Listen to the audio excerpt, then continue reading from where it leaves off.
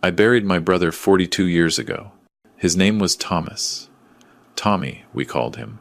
He was 19 when the Greyhound bus he was on went off the Coquihalla Highway during a January snowstorm in 1983. They told me 17 passengers died that night. Tommy was one of them. I identified his body at the morgue in Hope, British Columbia. I was 23 years old, and I had to tell our mother that her youngest son was gone. Last Tuesday, my phone rang at 2 in the morning. The caller ID showed a number I didn't recognize, but the area code was 604, Vancouver. I almost didn't answer. At 65, you learn that nothing good comes from calls at that hour.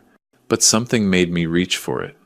Maybe it was the same instinct that used to wake me when Tommy had nightmares as a kid. I answered. A voice said, "David? Is this David?"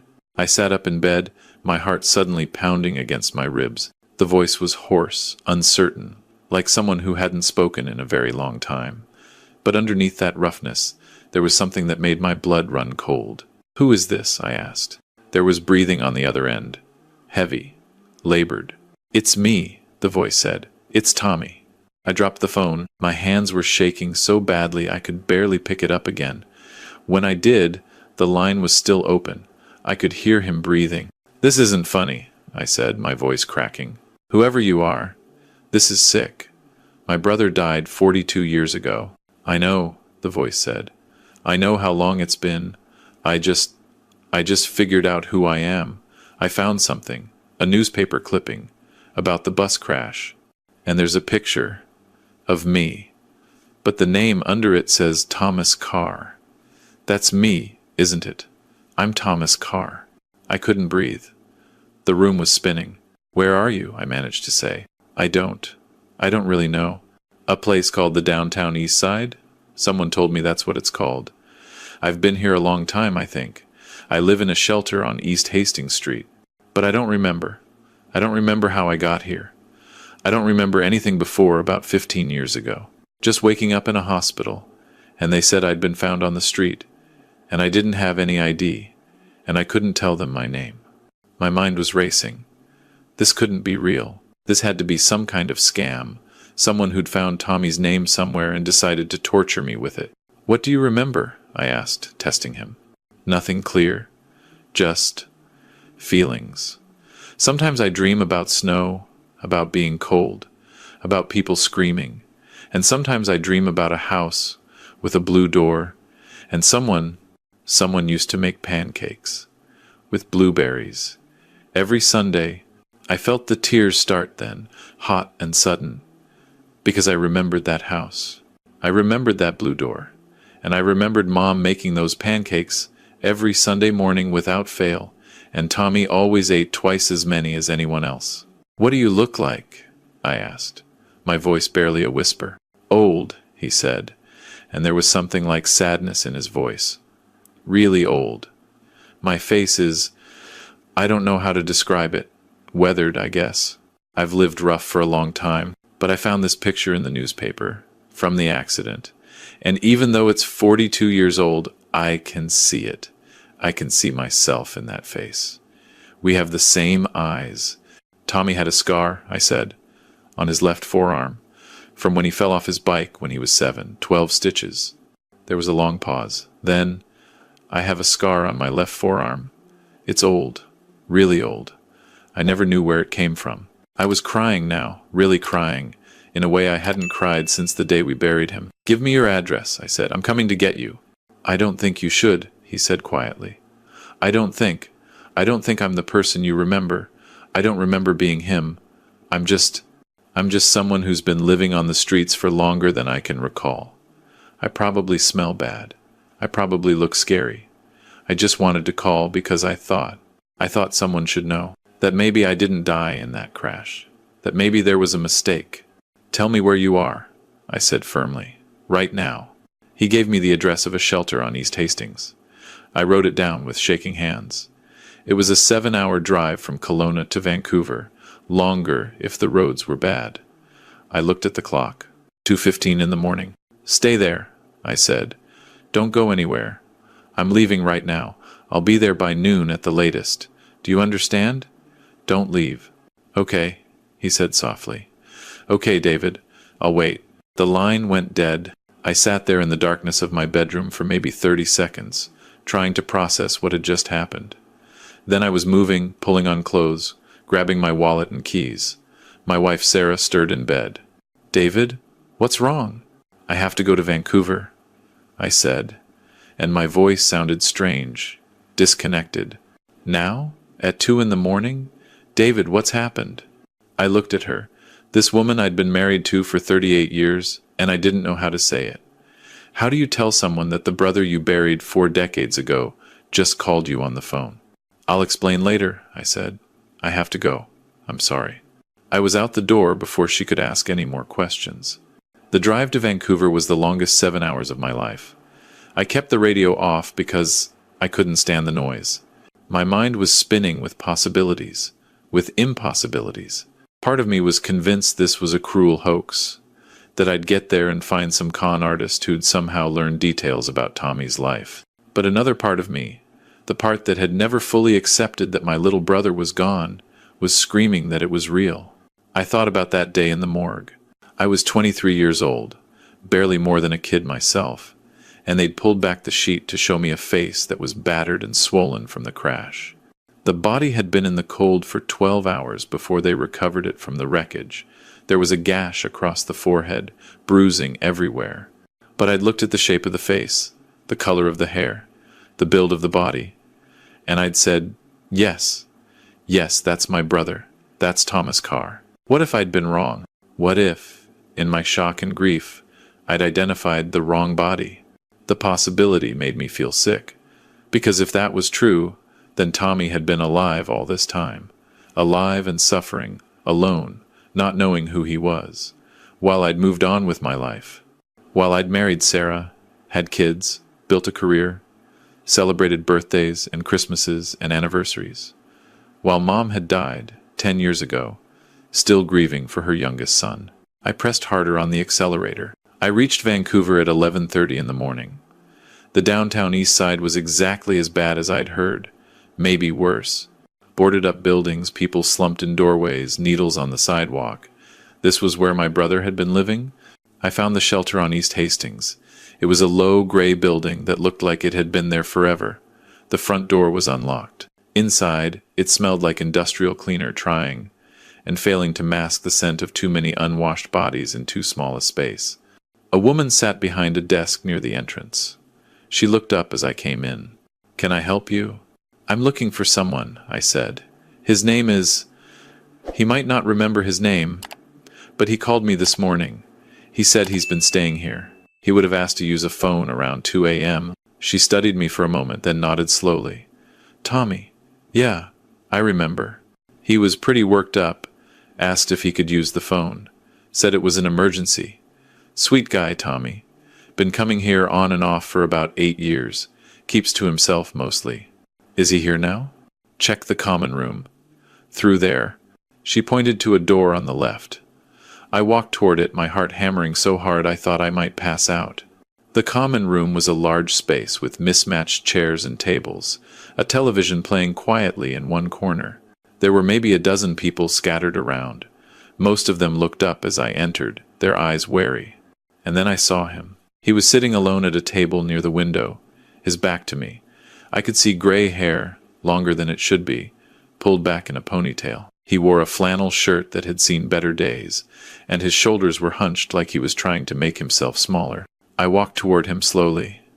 My legs felt like they didn't quite work right. "Tommy?" I said. He turned around. The face that looked at me was nothing like the face I remembered. This man was weathered and worn, with deep lines around his eyes and mouth. His skin was the kind of brown that comes from years of living outside. There was a scar across his left cheek that hadn't been there before. He looked at least 70, not 61. But the eyes, God, the eyes were the same, brown with flecks of gold, exactly like our father's eyes, exactly like Tommy's eyes. "David," he said, and his voice cracked. I couldn't speak. I just stared at him, this man who might be my brother, this ghost from 42 years ago. He stood up slowly, like his joints hurt. He was thinner than Tommy had been, and shorter somehow, though that might just have been the way he held himself. But when he looked at me, there was something in his expression that made my breath catch. "You came," he said. "I wasn't sure you would." "Show me your arm," I said. My voice came out harsh, demanding. "The left one." He hesitated, then rolled up his sleeve. There, running along his forearm, was a scar, old and faded, but unmistakable, about 4 inches long, right where Tommy's scar had been. I felt my knees go weak. I reached out and grabbed the edge of the table to steady myself. "I think I need to sit down," I said. He pulled out a chair for me, and I collapsed into it. He sat back down across from me, watching me carefully, like I might bolt at any moment. "Tell me about the bus crash," I said. "Tell me what you remember." "I don't remember the crash itself," he said slowly, "but I have nightmares. Always the same. I'm on a bus, and it's snowing, and the driver is trying to slow down, but we're sliding. And then people are screaming. And it's so cold I think I might die from it. And then, nothing. Just darkness for a long time." He rubbed his face with both hands. "The next thing I remember clearly is waking up in a hospital. A nurse told me I'd been brought in from the streets, that I'd been unconscious. They said I'd been beaten, that someone had robbed me. But I didn't remember that either. I couldn't remember anything. Not my name, not where I was from, nothing. They kept me for 3 days, ran tests, but they couldn't find anything physically wrong with me beyond some old injuries. Head trauma, they said. Possibly from years ago." "What year was this?" I asked. 2010, he said. "February, I think. I didn't even know what year it was. I had to ask. My mind was racing. 2010. That was 15 years after the crash. What had happened in those 15 years? Where had Tommy been? And before that?" I pressed. "You really don't remember anything?" "Sometimes I get flashes," he said. "Little pieces that don't make sense. I remember being cold a lot. Living rough somewhere. Mountains, maybe? And I remember. I think I remember working. Manual labor. Construction, maybe. Getting paid in cash. But it's all foggy. Like trying to remember a dream." He looked down at his hands, and I noticed they were scarred and calloused. The hands of someone who'd done hard physical work. "For a long time, I didn't even try to remember," he said quietly. "I just survived, day to day. Found shelters when I could, slept outside when I couldn't.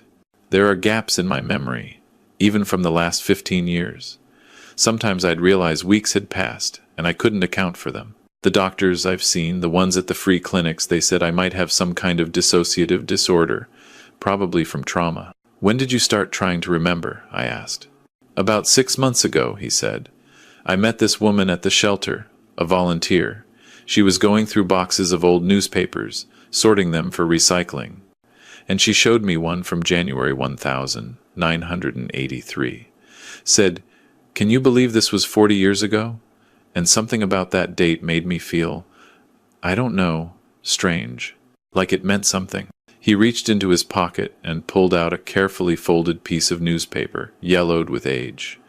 He unfolded it gently, like it might disintegrate in his hands, and pushed it across the table to me. It was a front-page article about the bus crash. 17 dead in highway disaster, the headline read. And there, in a small photo grid of the victims, was Tommy's face. Young, smiling, a high school graduation photo that Mom had given to the newspaper.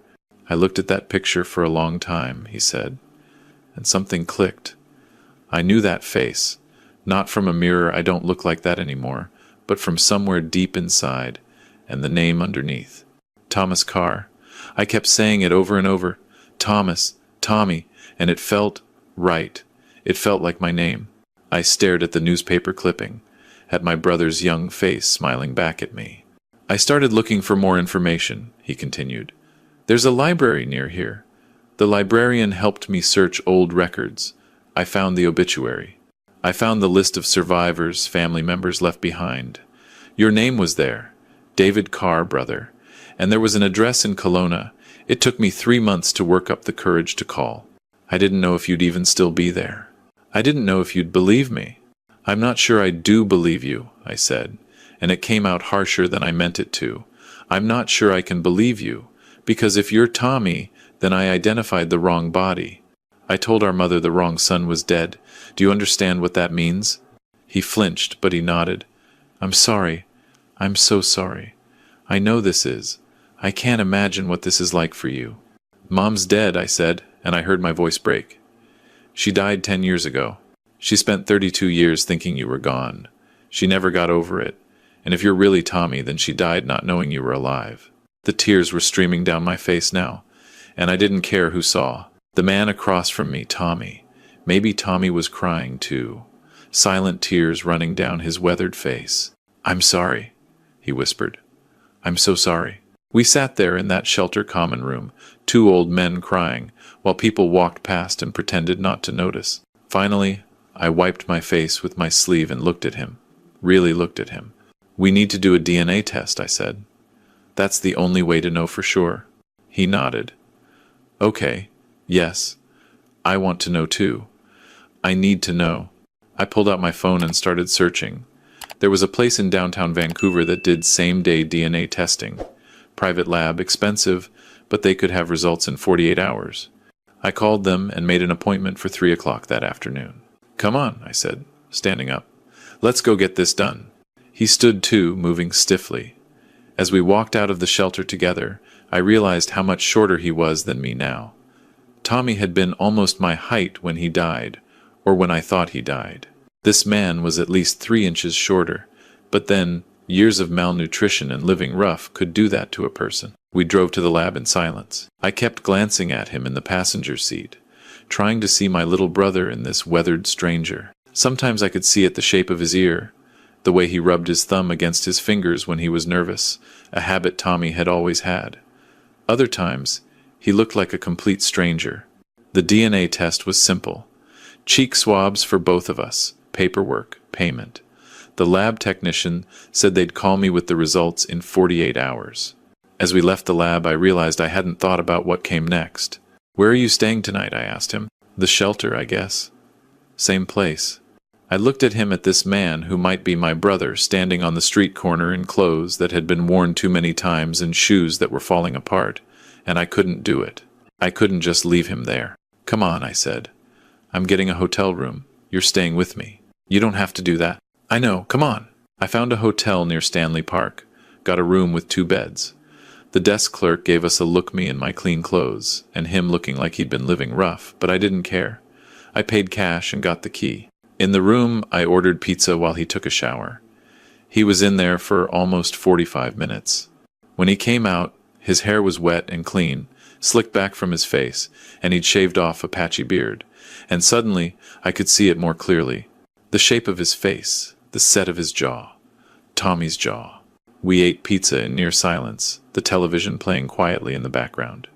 Finally, he spoke. Thank you, he said. For this, for not just. For believing me enough to try.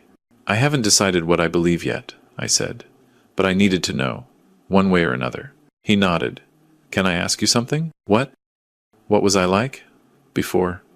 When I was Tommy. The question hit me like a physical blow. I set down my pizza and leaned back against the headboard. You were good, I said after a moment. Really good. Kind, you know. You were the kid who always brought home stray cats, who cried when you saw roadkill. You wanted to be a veterinarian. You were going to college in Vancouver that year, in September. You were so excited about it. I could see tears forming in his eyes again.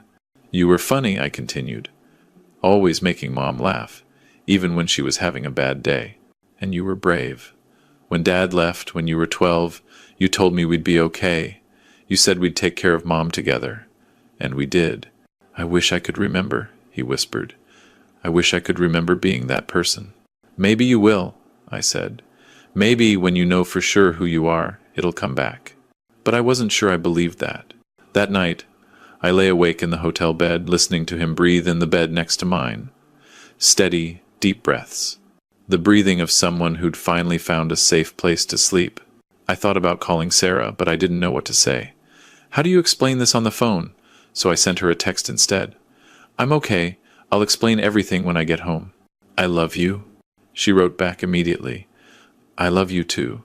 Be safe. The next day we didn't talk much.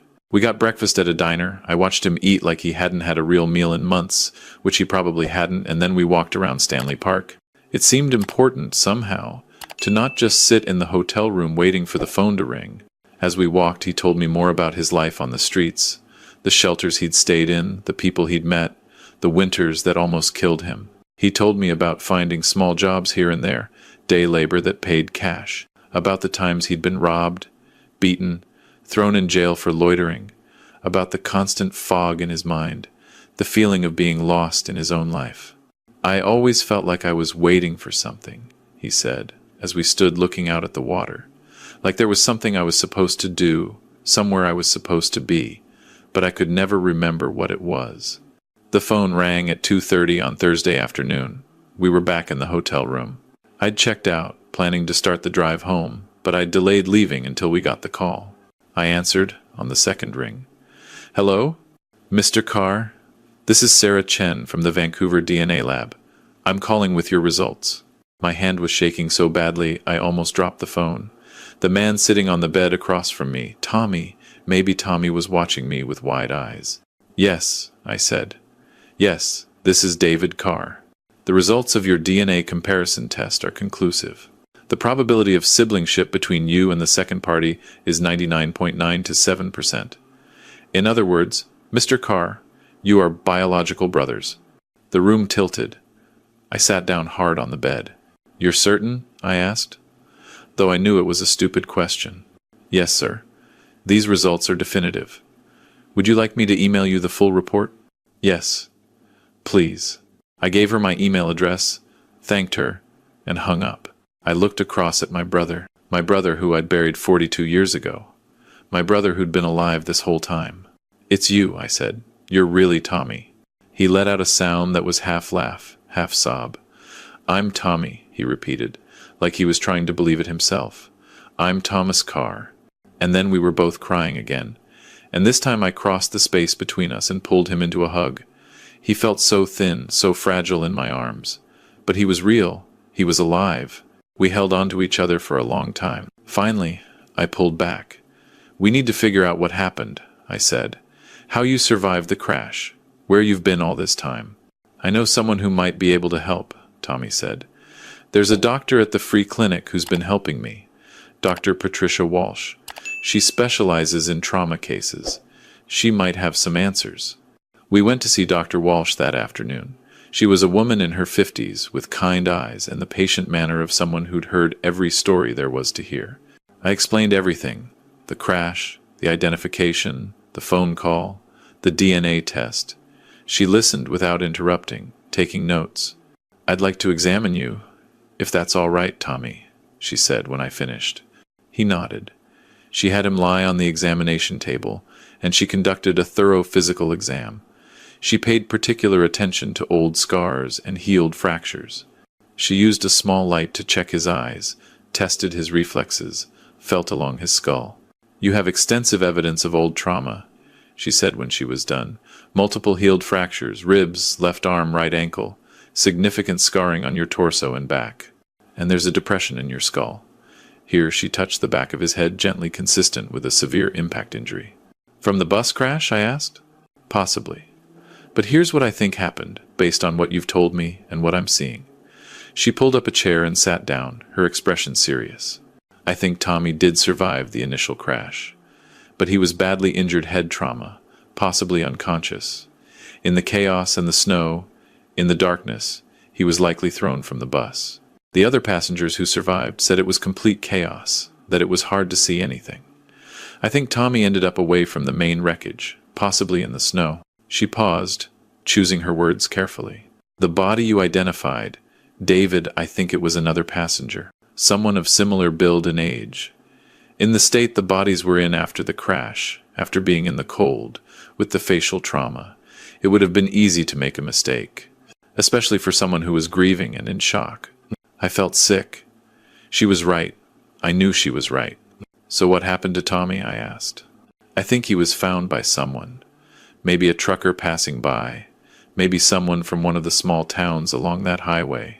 Someone who didn't take him to a hospital either because they were involved in something illegal themselves, or because they saw an opportunity. A young man with no memory, no ID, easy to exploit. You think someone kept him? I asked, my voice hollow. I think someone used him, she said quietly. For labor, most likely. There are operations in remote areas of BC. Illegal logging, drug operations, off-the-books construction. They use workers who won't ask questions, won't go to the authorities, workers who don't even know who they are. Tommy was staring at the floor, his hands clenched together. That would explain the gaps in your memory, Dr. Walsh continued. Years of untreated head trauma, possible additional injuries, malnutrition, exposure to drugs or alcohol as a coping mechanism. Your brain was trying to protect itself by shutting down. The dissociative episodes you've described, those are classic trauma responses. So somewhere around 2010, I said slowly, he got away. Or they let him go. Or they thought he was more trouble than he was worth, Dr. Walsh said. 15 years of hard labor would age anyone significantly. If he was starting to have medical problems, memory issues, they might have just dumped him in Vancouver. And then he lived on the streets for another 15 years, I said. While I was in Kelowna, while I could have been looking for him. You couldn't have known, Tommy said quietly. You thought I was dead. We all thought I was dead. Your mother, Dr. Walsh said to me. She's passed? I nodded, not trusting my voice. I'm sorry. But David, you need to understand something. The man sitting here, he's your brother, genetically. But he's not the same person he was at 19. He's lived a life you can't even imagine. He's survived things that would have killed most people. He's Tommy, but he's also someone new. Someone who's been forged by 42 years of trauma and survival. I looked at my brother, really looked at him. At the gray in his hair and the lines on his face and the wariness in his eyes. She was right. This wasn't the boy I'd said goodbye to in 1983. This was a survivor. What do we do now? I asked.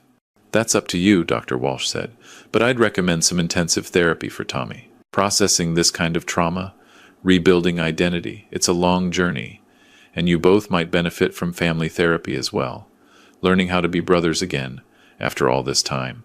We left the clinic in silence. It was getting dark, and the streets of the downtown east side were coming alive with their nighttime population. Come home with me, I said as we stood on the sidewalk. Come to Kelowna. Stay with Sarah and me. We have a spare room. We can figure this out together. He looked at me, and I could see the fear in his eyes. I don't know how to be someone's brother, he said. I don't know how to be part of a family. I've been alone for so long. So we'll learn, I said, both of us. We'll figure it out. He was quiet for a long moment. Then he nodded, slowly. Okay, he said. Okay, David, I'll try. We drove back to Kelowna the next morning. The 7-hour drive felt different this time. I kept glancing over at him in the passenger seat, this brother who'd come back from the dead. We didn't talk much, but it was a comfortable silence. When we pulled into my driveway, Sarah was waiting on the porch. I'd called her the night before, explained everything. She'd cried on the phone, told me to bring him home. She came down the steps as we got out of the car, and she looked at Tommy for a long moment. Then she opened her arms. Welcome home, Tommy, she said. He hesitated, then let her hug him. I saw his shoulders shake, and I knew he was crying again. That was 3 months ago. It hasn't been easy. Tommy has nightmares almost every night. He struggles with crowds, with loud noises, with being inside for too long. He sees a therapist twice a week, and we're working through decades of trauma, one session at a time. But he's remembering things. Small things at first, the taste of Mom's blueberry pancakes, the name of the dog we had when we were kids, the way the house used to smell in the summer. Last week he remembered a Christmas when he was 8, remembered the bike I'd saved up to buy him. I'm starting to feel like him, he told me yesterday as we sat on the back deck, watching the sun set over the lake. Like Tommy. Like I'm not just someone who has his DNA. Like I'm actually becoming him again. Or maybe becoming someone new who includes him. Does that make sense? Yeah, I said, it makes sense. My kids have met him, my 2 daughters, and my son, the nieces and nephew he never knew he had. They're cautious, curious, kind. My grandson, who's 5, has decided that Tommy is his best friend. Tommy smiles more when the kid's around. We've talked about what to do about the grave. There's a headstone with Tommy's name on it in the cemetery in Kelowna. We've discussed having it removed or changed or leaving it there as a memorial to the person Tommy was before. We haven't decided yet. There's no rush. Last week, Tommy got a part-time job at a garden center. He's good with plants, he's discovered. They don't ask questions, don't judge. He comes home with dirt under his fingernails and stories about customers. He's learning to be a person again. And I'm learning too. I'm learning that grief doesn't work the way you think it does. I spent 42 years grieving my brother, and now he's here, but I still feel the loss of who he was. I'm grieving for the 19-year-old who got on that bus. I'm grieving for the life he should have had, but I'm also grateful, because he's alive. Against all odds, through everything, he survived. And maybe that's what matters most. He asked me the other day if I ever blamed myself for identifying the wrong body. Every day, I told him honestly. Every single day since you called me. Don't, he said. You were 23. You just lost your brother. You did the best you could. I should have looked more carefully. If you had, they might never have found me. I might have died in those mountains, working for whoever took me. At least this way, I'm here, I'm alive. And I have a brother who drove 7 hours in the middle of the night because a stranger said his name. He's right, I suppose. I'm trying to forgive myself. It's harder than it sounds. Sometimes late at night, I lie awake and think about all the years we lost, all the birthdays and holidays, all the moments we should have shared. I think about Mom, and how happy she would have been to know he was alive. That's the hardest part, knowing she died without knowing. But then I remind myself what Dr. Walsh said. The past is the past. We can't change it. All we can do is move forward. So that's what we're doing. Day by day, moment by moment, learning how to be brothers again. Or maybe learning how to be brothers for the first time because we're both different people now. Last night, we sat on the deck after dinner, and Tommy looked up at the stars. Do you think Mom knows? He asked. Wherever she is, do you think she knows I'm alive? I think she does, I said.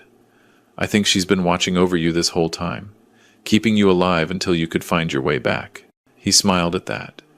It's still a rare thing, his smile, but it's getting more common. I'm glad you answered the phone, he said. Me too, Tommy. Me too. And I am. Despite everything, the pain, the confusion, the grief that somehow still exists alongside the joy, I'm grateful because my brother came back from the dead. And that's a miracle I never thought I'd see. I learned something through all of this. I learned that hope isn't foolish, even when it seems impossible. I learned that people are more resilient than we give them credit for. I learned that family isn't just about shared memories, it's about choosing to show up day after day, even when it's hard. And I learned that it's never too late for a second chance. Tommy's still finding himself. He may never remember everything. He may always carry the scars of those lost years, but he's here. He's alive. He's home. And that's enough. That's more than enough. That's everything.